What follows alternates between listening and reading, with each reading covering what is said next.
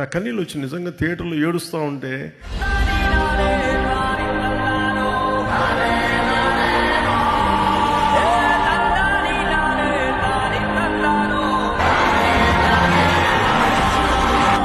పాపం నేను మీకు ఎంత ఆకలి తీర్చలేకపోయిన బాగుండేది. ఏ రోజు కానీ ఎలివేషన్ ఎవరు ఇచ్చిందా? సుజిత్కి హ్యాట్స్ ఆఫ్. భాష, మీ బాధ, మీ కోపం, మీ తీవ్రత అందరూ కలిపి ఒక రూపం తీసుకుని అది సుజిత్ తమన్ రూపం తీసుకుని ఇక్కడికి